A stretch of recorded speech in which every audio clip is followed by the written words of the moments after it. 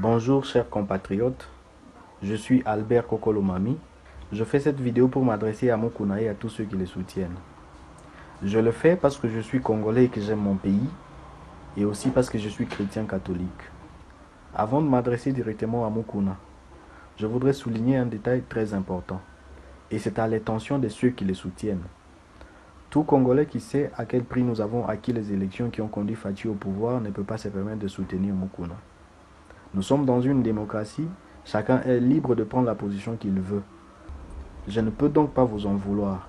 Tout ce que je fais ici, c'est un rappel.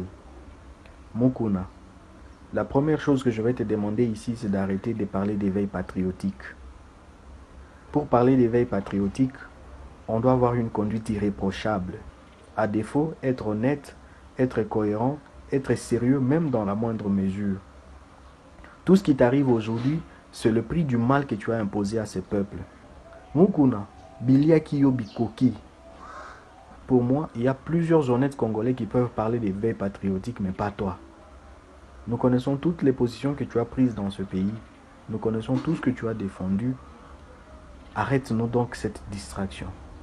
Deuxième chose, Kabila doit partir. Oui, c'est bien de le dire, mais tu oublies une chose. On ne va pas envoyer Kabila en prison et laisser ses complices. Et toi, tu es un de ses complices. Tu dis que Kabila a volé toutes les richesses de ce pays. Mais il ne l'a pas fait pour lui seul. Lors de ton face-à-face avec Jean-Marie Kassamba, il a dit que l'épouse de Kabila a contribué à ta dot. Tu es conscient que tu es un de ses complices. Lorsque l'Église catholique se battait pour la tenue des élections et pour la vérité des urnes, je te rappelle que tu l'as vilipendée.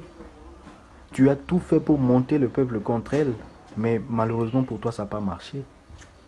Tu as dit que la chasse de chasser Kabila du pouvoir ou de l'envoyer en prison n'était pas à l'Église, c'est au parti politique. Aujourd'hui, lorsque je te vois parler d'éveil patriotique, Kabila doit partir, je me pose une question. C'est ton Église qui s'est transformée en parti politique ou c'est toi qui ne comprends pas ce que tu fais? Arrête de distraire le peuple. J'ai vu la vidéo que tu as faite à la veille de ton arrestation. Tu dis que tu es comme Jésus qui savait que demain il va être condamné. Mais soyons sérieux. Arrête de te comparer à Jésus. Jésus n'a jamais trahi son peuple. Jésus n'a jamais dîné avec l'oppresseur du peuple. Et dans cette même vidéo, tu dis que tu as la liste des pasteurs qui ont été corrompus pour comploter contre toi. Tu sais ce que ça signifie? C'est un aveu. Donc toi aussi, quand tu parlais mal de l'Église catholique, quand tu insultais la Cinco, tu as eu l'argent de Kabila, tu as été corrompu pour le faire. Donc aujourd'hui, tu vois comment tu es en train de te contredire toi-même. Une incohérence totale. Il y a une autre précision que j'aimerais avoir. Lorsque tu dis que le peuple a compris que toutes les poursuites qui te sont ouvertes sont une distraction, de qui parles-tu? Les seules personnes qui peuvent être mécontentes du fait que tu sois poursuivi, c'est tes enfants, c'est les gens de ton église et peut-être les gens de ton village. C'est pas le peuple congolais en général. Mukuna, on t'accuse de viol et de beaucoup de choses. Où est la part du FCC dans cette histoire?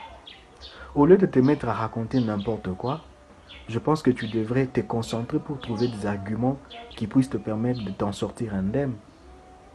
Et au sujet des vidéos qui circulent, il y a une façon simple de mettre fin au débat et de te blanchir, c'est de faire une émission en culotte. Avec ça, on va conclure que c'est un montage du FCC ou non. Tout le bruit que tu fais aujourd'hui n'a qu'un objectif. Tu veux que Faty t'approche. Malheureusement pour toi, au lieu de te retrouver au cabinet de Faty, tu te retrouves plutôt à Makala. C'est bien, à Makala c'est bien, il y a beaucoup de criminels là-bas. Comme pasteur, tu as l'occasion de prêcher l'évangile de Jésus, de prêcher la bonne nouvelle.